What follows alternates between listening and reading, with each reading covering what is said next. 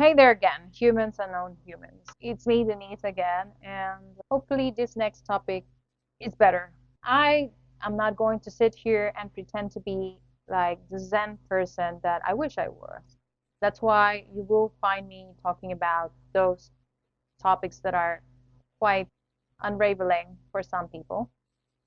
But anyway, since I have had time for myself these days, I was able to watch Netflix, which I haven't been watching for a while. And I also want to thank the person who is sponsoring my Netflix account because I decided to unsubscribe to the payments of Netflix for more than 2 years now. But this person is very nicely being the sponsor for me to have access to the platform.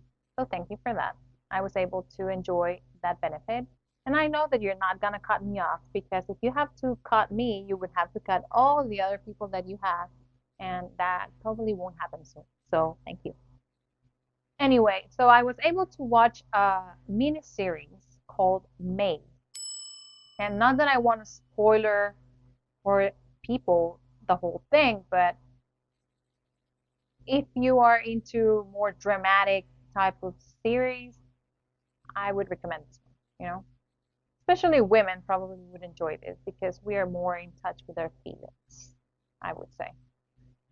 But I enjoyed this. It brought up a lot of memories to me, and I'll try to get a bit more serious about it. But honestly, at this point, I have to admit to you that this topic has become more and more something that I can speak about. If you talk to me about this 10 years ago, I would be very much affected. I would be blocked and I would probably cut the conversation and not keep talking about it. But I have grown so much in this area that I think I am very comfortable about talking about it. So this mini series, and I like it because it's a mini series, I think it's only 8 or 10 episodes in total. I'm not sure. The main topic about the entire miniseries has to do with domestic abuse or domestic violence or DV, or also known as IPV, which is intimate partner violence. And they did it in a very smart way, very clean way of explaining and transporting you to the different stages that might happen when you are going through domestic violence or intimate or IPV, which is again intimate partner violence. And I think the best definition actually is more than domestic violence is IPV, intimate partner violence, because it can happen to you not only if you're married to somebody, you can be dating somebody, or you can be casually seeing somebody and still be a victim of this type of abuse. So the miniseries addresses it in a very nice way. So much so that it rekindled a lot of things that I had gone through before. And I was alone. The good thing is I was alone because my partner is traveling for job purposes. And I actually was grateful about the fact that I was alone watching this because I started like reliving stuff in my mind and emotionally as well while I was watching that allowed me to analyze everything again and be grateful, after everything that I went through, how I overcame everything, and how I am able to speak about this today with people. I know it's a spoiler, but for instance, if there's a main character, there's this girl, like this woman, who has a kid. She's in a relationship with the kid's parent, father, and she finds herself out of her house. She leaves her house with her child and she has to look for help because she cannot be living out of her car. So what she does is she goes to a government institution where they would relocate you to have a home.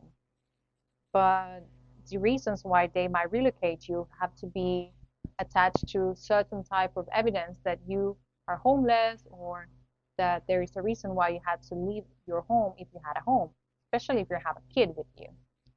So it starts off by her not being capable of understanding that this type of abuse, domestic violence, is not physical all the time. I like the fact that they start by explaining that it's not only physical abuse. The first thing that people should know is that there is a definition to what domestic violence or intimate partner violence is. And I would like to read this, and this comes from the United Nations definition. It's domestic abuse or domestic violence is used to gain or maintain power and control over an intimate partner. So it already tells us that it has to do with keeping power or control over someone. You know, if somebody's already doing that, then they're already exerting some sort of violence over you. And it can be physical, sexual, emotional, economic, psychological, and in the psychological part, it can be through actions or just even threats. It cannot even lead to actions, but just by throwing in a threat, that's already a form of abuse or violence. And if you ever feel in the relationship that you're in that you are frightened at some point, feel intimidated, terrorized, manipulated, which is the common one that nobody likes to admit, that they're being manipulated, hurt, humiliated, blamed by something, injured, or of course wounded, like physically wounded, then all of these are hints of this type of violence, and you should be able to identify it. Things that are important to say about this: it can happen to anyone of any race, of any age, of any sexual orientation, religion, or gender. So it doesn't matter. This can still happen. And this is so important for me to mention it because, again, and I say this a lot in a lot of episodes that I have done already, but there is so many things that have to do culturally with us and religion as well. And they tell you that if you're married, like till death do us apart, but that doesn't mean that you're gonna get killed by your partner because of abuse, or violence. That doesn't say that anywhere, but they tell you this, right? Or they tell you that you have to try to save it all the time, fix it all the time, and you start blaming yourself. And I'll give you examples because I went through such a toxic relationship that the more I investigated and read about this while I was trying to write down my ideas for this episode, the more I realized that this person was so fucked up, for Christ's sake. Like, how couldn't I be able to see this earlier? And it's so stupid, that I would be in that situation. And I don't think any other people than my close family know this. So this is the first time that I'm ever talking about this. And yes, I was a victim of domestic abuse or violence. Or now that I have come out of it, I'm so thankful that that ever happened to me because I'm able to be 100% sure of things that I would never, ever, ever allow again in my life. The other thing is that these things can happen to all socio-economical levels. So don't think that this doesn't happen to rich people, or that this only happens to poor people, or people who are struggling economically, and that's why your partner is stressed, and that's why he vents his stress towards using abuse towards you. But because if you had money, that wouldn't happen because he wouldn't be stressed. No, stop making excuses, because when we are in this toxic cycle of abuse, you start trying to look for excuses, and you start trying to look for ways to blame yourself or your situation as to why things are happening. It doesn't matter if you're super well studied or if he or she is the best prepared person in the world, he still can be an abuser. Okay? And it's important for you to identify it. And this was what happened to me. This person portrayed himself to society as the perfect catch. He was an entrepreneur, successful, had money, has had a good economic situation, still has it till this day, like the skills to do that, to talk people into things and convince people that he is a good person. But it's not the same, what they say. It's not the same to interact with someone outside than to live with them and interact with them in a more personal level. And that's where I discovered that this person was not who he said he was to the rest of the world. I could almost make a series like that woman, like, who the fuck did I marry? That woman that became viral. I could make a series and bring all the jam, people. But that only if you want me to say it all and explain it, how this person step by step started to abuse me, I can say it. But today we're going to keep it shorter, but I'll give you examples as to how it happened in a few ways. The problem that we have these days is that we tend to confuse this with narcissistic behavior. Like, we cover it up like, oh, I was just with a narcissist. I was with a narcissist, and that's why we broke up and I realized that I was with him. No. What you have to do is admit that you were with an abuser and that you were a victim of a domestic abuse. The problem is that culturally, again, we're taught not to admit these things because it's shameful. And I have to admit that I was ashamed. The reason why not a lot of people know about this, and I regret about not, this is something that they teach you in the series as well, that no matter what, it's always important to have evidence. Like, backed up evidence. Did you ever complain with the authorities? But you know what? We're taught not to do it, because if we do it, especially if you live in a small country, I was living in Honduras when this happened, so it might get leaked out and everybody else in the city will find out about your business, and then you're going to be everybody's talk of the day or the week or the month, because they will know about your business and that you were suffering about this. And the truth is that most of the time people won't even reach out to even say, how are you doing? They like to gossip, but when the time comes to be supportive, they're not. And you know why they're not? Because they're taught to give a blind eye to these things themselves. Some of them are even part of those cycles, and they don't like to recognize it because they're taught not to identify it as abuse, not to call it out by its name, and to support it, and to forgive it, and to forget it, which is even worse. Okay, and that's the worst thing that we can do. So I was part of that group that I didn't say much to anybody other than my family. And I'm glad I got to a point where I was able to speak out, because some people don't even speak out. They're afraid of the person's consequences towards them. They're afraid of judgment from their own family and friends. So some people don't even reach out to family. Some people just take it in, take it in, take it in, take it in. And someone might be going through this that is close to you, and you might not even know, because they're ashamed of sharing it. We try to cover it with this, or we try to cover it with things like, oh, he or she, he's just jealous. Oh no, he's always jealous, and people even make fun of this in our society. Oh, like, he's so jealous. Oh, he's calling me every 5 minutes. Like, I went out with my friends, and I know, look, he's calling me again. He's so jealous. And like, he wants to know where I'm at all the time. Bitch, that's not normal, okay? That's not healthy.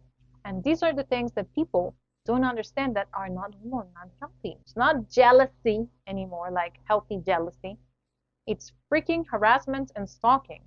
And that is abuse as well, because you have the right to have your personal time. That PTO that we talk about at work, you are allowed to have it in your personal life as well, with partners. Like, you're allowed to hang out with friends from the opposite sex without being judged by it, without being considered to be a whore, without being considered a betrayer, an unfaithful person, because you're not. And most likely you're not, but this person doubts you because they have their own issues going on, and they're abusive in this way. So no, stop Stop covering up for these people, calling them, oh, they're just narcissistic in Latin American culture, you know? Especially for women, when they tell you by religion that you have to follow blindly your husband's will and instructions and opinions, whatever he says, because the Bible says he's the head of the house. And I've heard it like verbatim, verbatim. Women, like women who are around my age, who are not old fashioned old ladies. We're talking about younger generations that still think this way.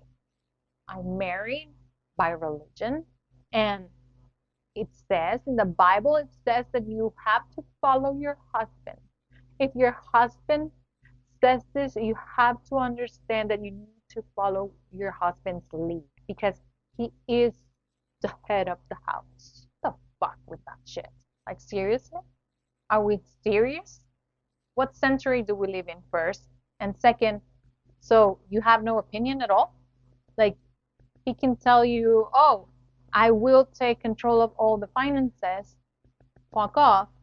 And then if you want to go grab a snack, you can, because guess what? Your husband is taking control of everything in your life, including finances, for you to go and have an ice cream.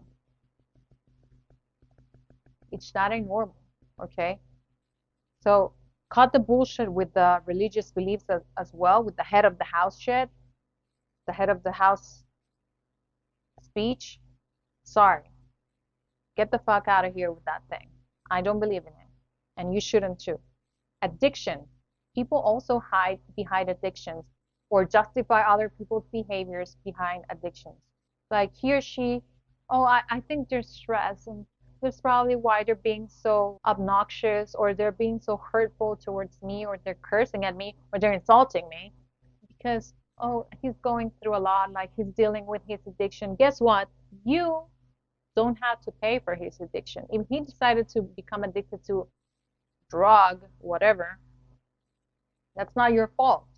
And these are the things that we have to understand more. People are their own individual person.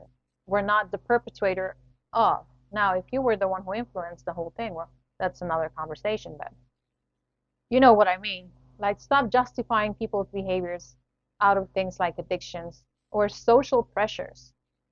Like, for not wanting people to, oh, what will they say? Like, we got married just 6 months ago and he started abusing you. Verbally, maybe. Or maybe even physically. Or maybe just sexually or emotionally. Oh, but we just got married in front of the world, or he proposed, or he started cheating on you openly. That's abuse too, and that's what happened to me.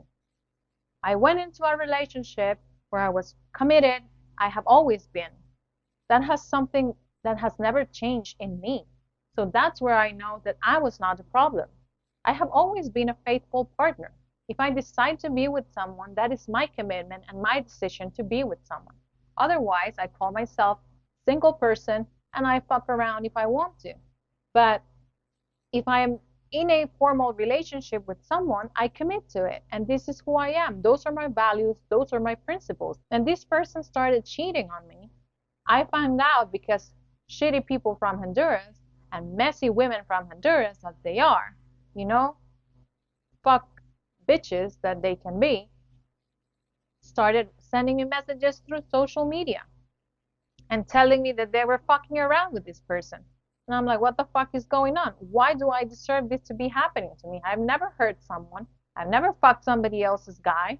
Like, why is this happening to me? This is the thought that was going through my mind. I was not even mad at the fact that the guy was I was like blaming myself immediately. Why the fuck is this happening to me? And you see, this is where it goes left, because you start blaming yourself for the actions, the shitty actions of somebody else, and you allow it. You try at least to forgive, you know, because you still believe in humanity, for Christ's sake. You still believe in humanity. So you try to forgive. And in the midst of trying to forgive, you get caught in a cycle. But every time you cheat and forget, the only person that gets more and more damage is you. because you know that deep down you're not doing the right thing for yourself, that you're accepting something that you know is wrong, and that you're killing your self-esteem in every stage of that cycle. So it's toxic, it's negative, and it shouldn't happen. And we shouldn't accept it. So again, by social pressures, like, oh, I got engaged, what would they say? I remember that in one of the cycles, and we're going to talk about that, like that destructive, toxic cycle of going back and forth in these toxic relationships. At one point, I decided I was going to try to forgive and forget, and I went back and I moved in with that person. That was even worse. I allowed this person to convince me to move in with them, and I quit my job. I remember that. So fucking stupid. This is such a spicy story that if you ever want to hear it complete, just let me know. And it kept happening, even if I had moved in with this person, because this person was not going to change. The motherfucker was a motherfucker, and I believe till this day he's probably the same motherfucker. Because guess what? People change only if they want to change. You cannot change anyone. And the church is not going to change anyone just by going to church every Sunday. It's not going to miraculously happen that he's going to become a new person out of nowhere because the Holy Spirit. No, that's a personal decision. It's nothing that you will do by forcing him to come with you to church. Fuck that shit too. Okay? So, social pressures don't care about what others think. But if we could understand that these situations are less problematic to confront, like, who cares what people think? At this point, like, I think about it, I'm like, why did I give a fuck about what people would think? Like, none of those people were there for me. None of them tuned in, and none of them were like really asking the questions, how are you? Most of the friends, and this is something that you discover as you grow up in life, are there for different reasons. There's party friends, there's hangout friends, there's coffee friends, there's friends that have things in common if you have kids because you hang out with them because they also have kids and because they're friends of the family, etc. But the real true people that are there for you when they need to understand that they look at you and just by looking at you they know that something's wrong, those are the people that you need in your life. And anyway, going back, and to be more liberal also, because more and more we're being pushed to accept abuse, and this I'm talking about mostly about in these days where they tell you to be more liberal, to be more open-minded. Then people start accepting things that they wouldn't normally accept, that they're not okay, they're not comfortable with, but society puts the pressure to be more liberal, like sexually liberal. Sometimes you even argue about political views to a point where it gets violent with someone. Have you seen that? There's movies about this where people would kill. There's documentaries about these type of abuses sexually, when your partner starts harassing you, asking you to get in a certain sexual position that you don't feel comfortable about, and it becomes obligated to you to do it because otherwise he's going to look for it somewhere else. Fuck that shit too. Fuck that shit too. Okay? And if you're going through that and you're accepting it and you're dealing with it and you feel like shit, well, he is in you or she is doing whatever she wants to do, like, chaining you up to things and you don't feel comfortable. But it's because you're being more sexually complacent, and that in society now is seen as more liberal and more accepting. Fuck that shit. If you don't feel comfortable with it, and that person that you're with makes you feel guilty about it, guess what? That is also abuse. Again, terrorizing you, humiliating you, blaming you for things, controlling your finances, using religion against you.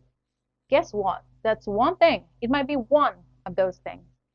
But if you allow one thing, then it becomes two, then it becomes three, and then you allow this person to have power over you to a point where it's detrimental. Okay? So stop making excuses for their shitty behavior. I made a lot of excuses for this person's behavior. I recognize it now. Like I kept making excuses. I made excuses in front of my family for this person. Like we even had a sit down like a few couple of times. And I'm amazed, and this is something that I have forgiven now. Because again, parents do what they think is best, what they know is best for them because that's all they know. But I have forgiven my parents for this because they saw me sitting with this sadistic motherfucker, next to me. And they kind of knew that he was abusing me verbally, emotionally. They knew he had cheated on me multiple times by then. And I remember my oldest sister stood up for me. She wanted to beat the crap out of me. I thank her for that because she was there. Like she was able to see through the bullshit.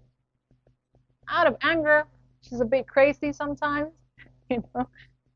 She was able to see through that bullshit that time. Even my youngest sister as well. She was too young, I think, to deal with that, but she was able to see it, and I apologize because I didn't set such a good example. I even become teary when I talk about that because it's a shame, that you still have people who look up to you, like my youngest sister. I'm sure she did. Like nobody wants to see somebody that they love go through that. So I apologize for that too, for being weak. But I have also, also come to terms with myself, and I have forgiven myself for that too. So there's patterns, people. There's patterns that you can identify. And there's types of abuse again. You have emotional abuse, which is the most common one, and the one that we always let it slide down. We always let that one slide down so easily. But it starts with that most of the time. It starts with that emotional abuse. So I'll give you some hints as to what are things that are emotional abuse that we usually either are going through them and we don't want to accept that we're going through them. The first one is disrespect.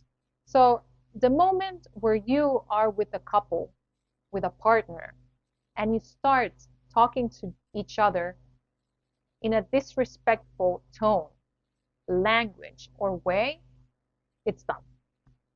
Okay?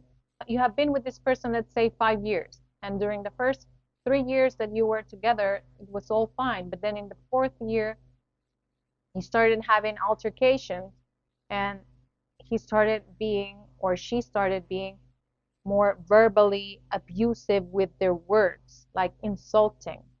He had never been that before the 3 previous years, but in the 4th year it started, and then the altercations escalated through whatever, because of whatever. You had economic issues. That's normal. Those are normal things that couples have to overcome every now and then, and if it's not now, it could be later. That's normal. But the moment where you allow the disrespect, it keeps escalating, escalating, escalating to a point where that's why probably a lot of people end up divorcing themselves because they cannot take it anymore. And those are the lucky ones that get out and decide to pull the plug and say, no, I want a divorce, and sometimes it's not too late. But the disrespect is the first one. And again, there's discussions that rise into insults. That already is an alarm there. Or when they simply say things to you that diminish you as a person, like they start telling you things like, oh, but you didn't even, maybe they studied, maybe they have a higher degree in studies than you. That's abuse. Somebody that loves you shouldn't tell you things like that, whether it's to you alone or in front of other people. So if you allow these things to happen, or they start telling you, oh, but you have, and this is very common, economics. For some reason, whether it's now or after, this person is in a better position than you are. When they use that against you and they make you feel less because of it, that's abuse too. I'm sorry to tell you this today, but that's abuse too. Somebody tells you, what are you talking about? You cannot even have an opinion because you don't even have savings. Do you have a property on your name? Anyone who comes and treats you that way and makes you feel less because of their situation economically or any situation, those are examples. But you know what I'm trying to say, right? Diminish you, that is abuse. Like, why can't you be just like his wife or her husband? Why can't you be more like them? Like, I don't see them. Uh, that's abuse. That's abuse too. They're disrespecting. Comparing somebody else to someone else is disrespectful. Actually, they feel bad about not being like other people, you know, and they feel shitty and they feel bad. Their self-esteem is crushed. So that's abuse. That is abuse. Monitor everything that you do. We talked about this before. People who become controlling of you, trying to know what you're doing, telling you what to do, leading you, like this person did, leading you to quit your job. Crazy as it might sound, it happens. You know, control the economics, leading you to share money, which never is shared in reality. We're talking about abusive relationships. We're talking about abusers that tell you, oh, let's have a common bank account and we put in on the money. And whenever they get mad at you, guess what? You have no access to the account anymore. So you're left out with no pennies. And they throw you out of the house. They kick you out of the house every now and then just to show their power. That is abuse. That is fucking abuse. They break material stuff. They show power or try to show control by taking control of objects too. Like, you're in an altercation and for some reason he sees your phone sitting there, and or you're talking about him being controlling because you got a message from a friend and he throws the phone against the wall, and guess what? He or she keeps having a phone, but you don't. Your phone is broken and he controls the finances at that point. So then what? You're left without a phone. You can't communicate with people anymore, and you're also left with the problem of having to buy a new one. But guess what? You have no money because he's controlling the money too. See how that escalates easily? See how one thing can lead to the other easily? That's what I'm talking about. Abuse. So the first thing that you allow, which is disrespect, can lead easily to snowball effect there. Ask for permission. Like, when you become this person's child, you know, yeah, you find yourself like, see, I would like to go and see my friend, but I don't know if you're okay with that. Right? Fucking abuse. So many ways that we can relate this to situations, and you know that this happens more and more oftenly than we would think. And it happens, and people feel like they are loved, which is the toxic part of it. Like, oh, because he controls, he cares. Fuck that shit too. He doesn't care. You know what he or she is? They're an abuser. That's what they are. And of course, humiliation. Like I said, telling you something that they know is going to hurt. And this is the worst type of abusers. Because you know what I realized about my personal situation? And I admitted this with my therapist at some point. For me, it wasn't the physical when it got physical, because it did get physical, by the way, at some point. It wasn't that for me. For me, it was more about the words. Because I'm a person that, if God has given me something, it's a freaking good memory, people. And I don't forget easily about anything. So, guess what? These words that were poured into me all the time, like trying to belittle me, trying to diminish everything that I was doing, trying to control me with playing mind games. And those words stayed to a point where I started believing them. Like, I started believing I was a piece of shit. I started believing that I couldn't do anything without this person's approval. I started believing that I depended on this person, and that if I didn't try to solve things, then I was going to get myself in more trouble. So that's abuse too. And Another type of psychological abuse that happens a lot these days is that people threaten people. Oh, if you leave me, I'm going to let everybody know that what you did to me. And they start playing mind games and they threat people about going public on social media, which is scary these days. Because imagine, thank God, social media that I was talking about when all this happened in my time was Facebook. Like, that was it. Now there's at least 10 different types of social media places that people could go and start spreading shit about you, which is not even true, sometimes. But so this type of abuse is also something that can happen. Physical abuse, well, we all know physical abuse can also even lead to the worst case scenarios, to death. And this is something that's the only thing, the type of abuse that we normally care about, the physical one. When you get so violent that you are all bruised out, your mouth is turned that other way and your teeth are out, and that's when you care. But why do we have to wait until that happens? Why do you have to wait? Why do you have to wait until that happens? And sometimes you cannot expect others to come and rescue you. Sometimes you have to make sure that you take yourself out of the situation, because guess what? That person will never do anything. They love abusing. And the other people, they're caught up with their own shit, so they probably won't care either. Sometimes there is people out there that do care enough, but most of the times there's not. And well, what are signs of abuse? And again, physical abuse can start with getting closer to you. And this is something that they mention in the series. That's why I say I like this series so much. You know why? Because they mentioned that.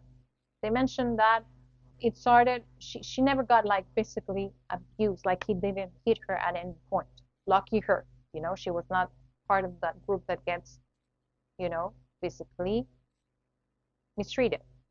But they showed that the guy was starting to get more violent, and the reason why she left that place in the first place, in the first scene, is because he punched just at her and she was able to avoid a punch. So she was lucky that she was able to have good reflexes and avoid a punch. And this is what happened to me. This person punched me on my face. Like, you know what happened to me? This person like aimed at my like here, the center, right between my two eyes and my nose. Like that person aimed, and I remember that I was so skinny because I had lost appetite too. I was so skinny. And I went flying. Let's say I'm here. Let's say this is me. He punches me. And then I came all the way. I didn't even know what happened in that moment. Like I couldn't even react. Like I was like, what the fuck just happened? Like he resetted my chip, like we say in Spanish. He resetted my fucking brain with that punch. I laugh about it now, and I am able to make fun of it now, but a lot of people are not lucky enough to be saying this right now. Some of you are part of the abuse right now. And I'm just telling you, it took me that moment to realize, like, what the fuck just happened? So fucking disgusting. So this happened in the series too. Like, she avoided a punch. So this is physical abuse already. He wasn't physically touching me then, or her in the series. But this is how it starts. And then suddenly you find yourself flying around the room like I do, with a punch on your face, with your brain resetted, and you don't know what the fuck just happened. But I don't know what that punch did to me, but I'm telling you that that punch allowed me to realize, get the fuck out of here. And in the series, they show a lot of these too, that they happen to these people there in the series. And the physical abuse also, it's so funny because they threaten me, to sometimes we traveled with this person because, again, the economic position was there. Like we were able to do things that a lot of people wouldn't do. We traveled abroad. I remember we traveled for months sometimes. And then this person, like, I remember this so vividly. Like we were in Mexico and I was in a city like I had never been there before. It's my first time, of course, I'm traveling, I'm a tourist. But he got angry at me because somebody like talked to me like a guy, like, and he thought the guy was flirting and that I was flirting back at the guy, like, which is so fucking insane, out of place. Like Couldn't be more wrong. Stupid motherfucker, now that I think about it. And then I remember we started arguing, and he left me alone in the middle of like this city that I have never been, and I had no fucking penny on me because guess what? He had the money. So I don't know why or how I was able to recognize places that I had while we were getting to where I was left by this asshole. And I was able to recognize, again, this is a virtue. This is a blessing that I have this mind that remembers things because I was able to recognize things that I had seen along the way.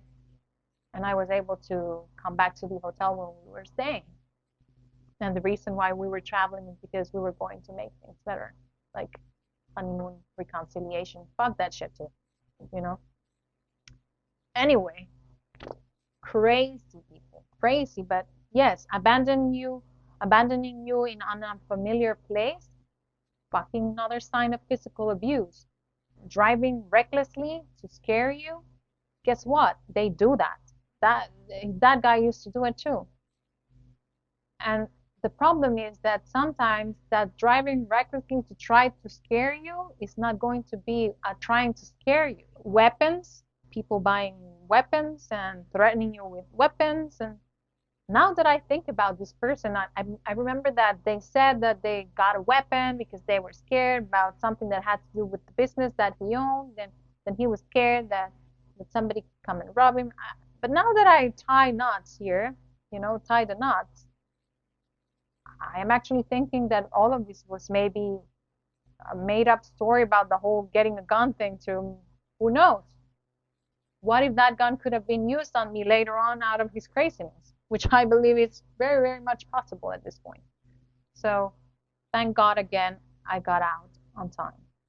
These arguments, and people make fun of this in Latin America, and people make fun of it, and couples, they kick out their partner, and then the partner goes to their parents' house or their family's place or their sisters or their brothers. The family receives them and they even make fun of it. Like, you're here again. Like, you argued again.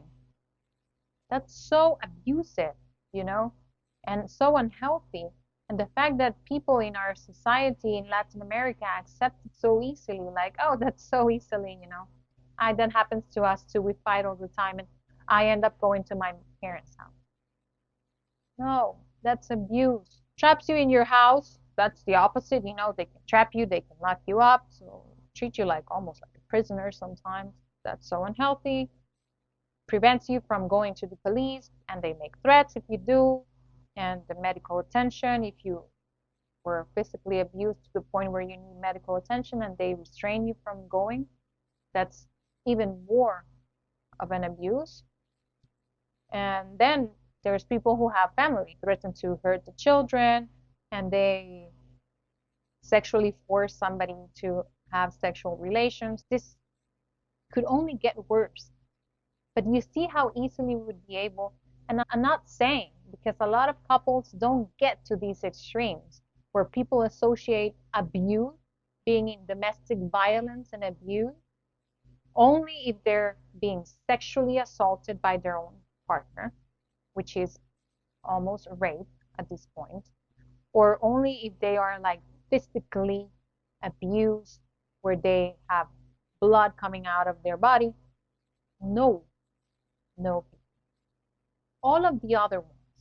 And if you have never gone through rape, you have never gone through like a physical punching, that doesn't mean that all of the other doesn't count. If you have been in a long relationship where somebody is telling you constantly that you are a piece of shit, that you have no value, that you have no value other than what this person considers you to be valued for, guess what? That is abuse.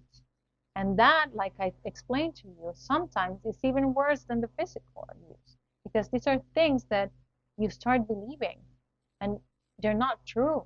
You have value. You are a human being that is here in this world to bring something good to it, not to be allowing somebody else to treat you in a poor way, guess what? You are allowing it because that is not your value. And there's people who love you. This person doesn't love you. And of course, there's sexual abuse, you know. The sexual abuse can start easily by simple, stupid things that, again, people make fun of, like accuse you of cheating. Oh, he's always telling me that I'm going to cheat with whoever. And people talk about it when they go out with friends and they talk about it so lightly and like this is funny conversation, but it's not. In the first place, you shouldn't be having these conversations about somebody accusing you of cheating or possibly cheating.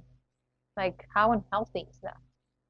Conversations you should be having is about how beautiful something went, not how shady somebody's treating you, how poorly somebody's treating you, how somebody's doubting about your dignity. No, okay?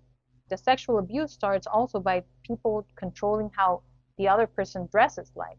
And this usually happens the other way around when men accuse women of being too provocative, but it can also happen from women to men as well. Like, why are you dressing up so much? Who are you going to see? Like, that's abuse. Don't do that. That's abuse. And if you're doing it also, if you are the one doing it, you are also capable of recognizing that in some way you're abusing your partner by doing that. And of course, like people demanding sex when you're sick, when you're tired, or after they have beat you up, like that's so fucked up, of course, but that can happen too. And this is something that has come up in celebrity types, like this next one, which is involving other people in sexual activities because they enjoy it. But what about you? They're not considering your feelings about sex. They ignore your feelings about sex when they perpetrate this type of behavior. That's what P. Diddy is being accused right now about involving his past partners in sexual activities that they were not comfortable with. And this is alleged, right? This is not something that we know is proven to be 100% true, although he came to an agreement with the person that did a very conscious demand over this, like he really went and prosecuted him for this, but they came to an agreement, which makes you think twice whether it's true or not, because why would you make an agreement if it was not true? If it's not true and you stand on your truth, you would probably defend it till the end. But I guess he felt more comfortable in making that agreement. But anyway, the point in that is that if they involve you in sexual activities that you don't feel comfortable with, then that's another type of abuse. And again, then there's also stalking, like we talked about before, like harassing, like terrorizing someone, threatening someone. And the harassing can be taken in many ways. Like there's also like a mini series in Netflix, by the way, another one about a guy that was being harassed by a crazy woman that he kind of like had a fling with from a dating app. And then this woman became a stalker. And stalking, it can be calls, it could be letters, emails, surveillance at you at work. Like they pass around where you live, they check out whatever it is that you're doing, the places that you're frequenting. And that happened to me too in this toxic relationship. This person called. I changed country. I changed fucking country. Therefore, I changed mobile phone number. And this person called my office to ask for me. And of course, people in the office have no business in knowing about the fucked up person this is. Because why would they know? So this person called the office and asked for my personal contact details, which is my email and my phone number, and also got in touch with me through that new phone that, of course, I had blocked him from the previous one. And, he got a hold of me again, and I had to block him again. You see, there's so much to say about this, so much. And I wanted to share this with you because I personally have gone through it, and I was able to see a way of escaping from it, and I'm fine. This was almost 10 to 12 years ago, I would say. So I'm good. I cannot tell you that it's still not something that will or might come up in anything in my life anymore. Actually, it is something that I have recognized and that I am working with my coach at this moment, because sometimes these things provide us with tools that we build, in order to recover from these situations. And for me, it was making a promise to myself. I remember I made the moment where I decided to close definitely that chapter in my life is because I decided to, in my mind, believe that this person had literally died. How did I overcame this, like, for real? Is when I went through a mourning of more than 5 years about this, like a real mourning, like I will burst into tears sometimes alone, because I spend a lot of time alone, and this is where I realized that I wasn't afraid of being alone, and that I didn't depend on anyone else to make me valuable. So I started creating this cocoon for myself where I felt safe about loving myself again, and that my happiness and my self-love was not dependable on someone else, at all, or what other people would think, or what society would think, or what other hateful people would think. Cyberbullying, people that I didn't even give a shit about at all, like I have never seen in my life, and I would probably never have something to do with them in my life. But they felt the need of attacking me for my physical aspect, or they didn't even know me. These people don't even know me, and they were attacking me. So the only way I understood is I started working on myself and loving myself more, and understanding that I had to care more about myself. And then when I was prepared for that, then I would be able to face the world again and date again, by the way. But I understood that it was no problem for me to be alone, and I mourned the death of this person in my mind. Like, for me, this person died. And you know what's the funniest part? That because I have my family in Honduras, I had to go 2 years ago also, 2.5 years ago, I had to go back to Honduras because I was moving again to a different country, another country, making another transition. I had to go visit my family. Like, every time I could, I would, visit my family. Being the small city that was, because it's not like just huge cities around the world, it's fewer people, so everybody knows each other. And guess what? I bumped into the motherfucker in a co-work space because I had to go and connect myself to do some work. So I went to this co-working space, and guess what? The motherfucker was there. And I bumped into this person, and this person saw me, and they tried to talk to me. And it's not that I was bitter, but I had nothing to talk to this person. Literally, I felt like I was looking at a ghost. You know why? Because in my mind, this person died. In my mind, this person died. Like, I don't care whatever happens to this person. I wish nothing. Like, I have no feelings towards this person anymore. I do believe in karma. I do believe in God taking care of all the situations. So I'm sure that whatever is meant to happen will happen. And that's not my problem. I can only control what I do. Every day, I'm trying to be a better version of myself. And that's what's important. But anyway, this is how I was able to process that. I mourned the death of this person. And it took me years, like I said. Until this day, I still have certain things that I'm working on as well with my coach. For example, I built up this huge barrier because I made that promise to myself. I'll never go through this again. Like, if there's something that you and I know, I was talking to myself in the mirror. And I stand to that so strictly till this day that I think that indirectly it also is not so healthy. That's something that I have realized because I'm afraid of commitment. And in the midst of that, being afraid of commitment has to do with me not allowing myself to be free to trust 100%. It's not that I don't trust my actual partner, it's just that I don't trust that it might work without something happening, in the future. And I need to get rid of that. But it's just a minor thing that I don't think it's too bad, It's just self-protection mechanism that I built, but I have to work on it. I know, because what we cannot do in these situations after we have overcame an abusive relationship like this, like the one I have been sharing with you today, or that you're going through, and if you're going through it, that you will get out of it, I hope, and that you will be able to be free from that. What we cannot do after it is, number one, you shouldn't repeat the same patterns. You shouldn't be looking for people who are as abusive as the last one. That for sure you should be able to recognize. Don't make the same mistake again. Be smart.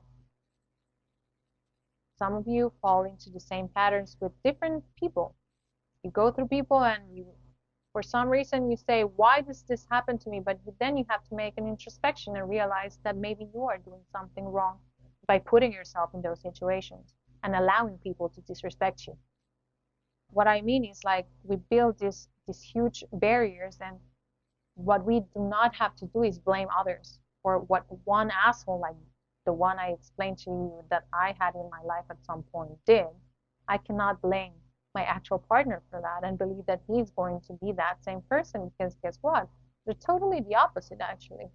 I would have never compared these two people in any way because they're so different. But deep down, I still have that, like, worry, because nobody wants to go through that again. Like, it's scary, It's like when you are traumatized about something, it's like when you get really severely burned, I don't know, touch fire, that you're cautious every time you see fire again because you remember about that hurting you. So it's normal. To finalize, because this episode became a long episode, but I do think that all of this is going to help a lot of you there. Let's talk about numbers then. Statistics, that I like to throw it in as well. But the United Nations mostly is always based in the US statistics, which is something that I like about the United States, But I like the fact that you can find statistics that at least give you an idea of how things are. So 24 people per minute are victims of rape, physical violence, or stalking. So 24 per minute. So just make the math in your head. More than 12 million women and men are victims of abuse, of domestic violence or abuse in a year. And this is only the US people, 12 million. Imagine in the rest of the world. And imagine those who are not even, these statistics of people who report it in some way. 3 out of 10 women and 1 out of 10 men suffer rape, physical violence, and stalking. 1 out of 4 women and 1 out of 7 men that are 18 years old or plus are victims of severe physical violence or type of severe intimate partner abuse or violence, IPV. Now this one is the most alarming one. Almost half women and men in the US have experienced psychological aggression in their lifetime. And again, this is people who actually come forward and speak about it and report it and talk about it in some way. So I'm sure that this almost half can be more. The women between 18 and 24 years old, that age bracket, and then the 25 to 34 years old are the highest rates of violence age. The Netflix series Made that I told you about.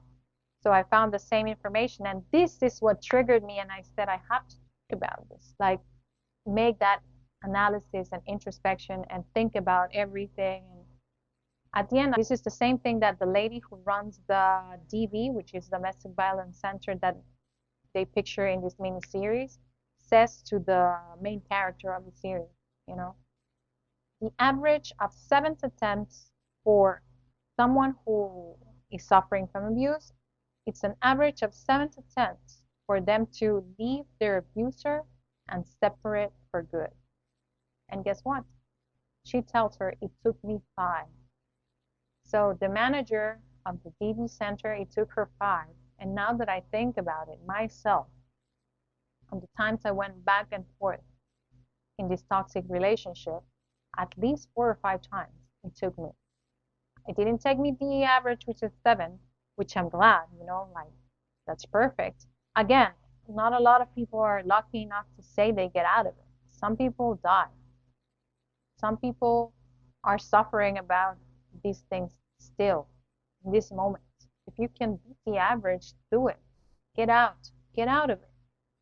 And the other thing that they say there is leaving could be the most dangerous time. And I get it. You are at that level of abuse in that relationship that you're in, that you leaving can lead to the most abusive reaction that somebody can have. When they see you that you're so determined to leave and that you're for real that time, that's when they get scared of losing that power that they have over you, and that's when it may become even more and more abusive. But I'm here to tell you, it's never too late. And it's never too late to accept it, and it's never too late to admit it. And now I'm going to talk to women in particular, women in Latin America, and then women in Honduras in particular. Forget about religion. Forget about, oh, my family has gone through this, so it's normal. Forget about what you have seen that you think it's how it works. Forget about social pressures and what others will think or what others will say. You are the only one who matters. You are the only one who will care about yourself more than anyone in this world. So make sure that you salvage that main relationship that you should be having, and that is that relationship with yourself, and that includes loving yourself first. If you learn how to appreciate yourself first, you will be able to recognize that things that are going on are not okay, and you will not allow it, and you will be able to value yourself enough to understand that you should not allow it. So this is how I wrap up. I thought I was going to start crying, but I didn't that much, only when that part of my sister came in, because my younger sister. But that's because it means so much to me, to be an example, because this is what I want to also become in some way through these platforms.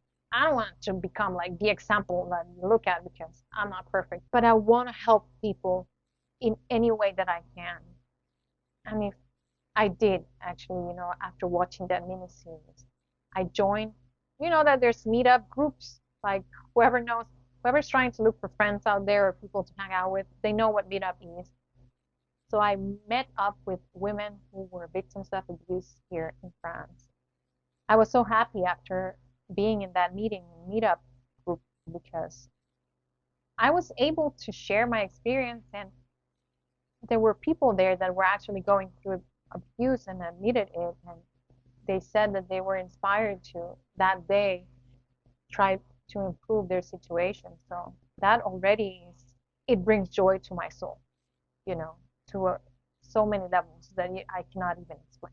So if you're watching, if you stood here for the entire episode, and if you feel like you need to talk to somebody, make sure that you send me a message, and I won't judge you. I won't tell on you. I won't share with anyone, I promise. Like, you don't have to believe me, of course, but if you need to talk to somebody, I'm here for whoever needs it. Make sure to like, to subscribe, and follow us on all the social media. You know where to find us. See you next time, and I'll keep sharing with you a little bit of everything, as you can see. Bye. See you next time.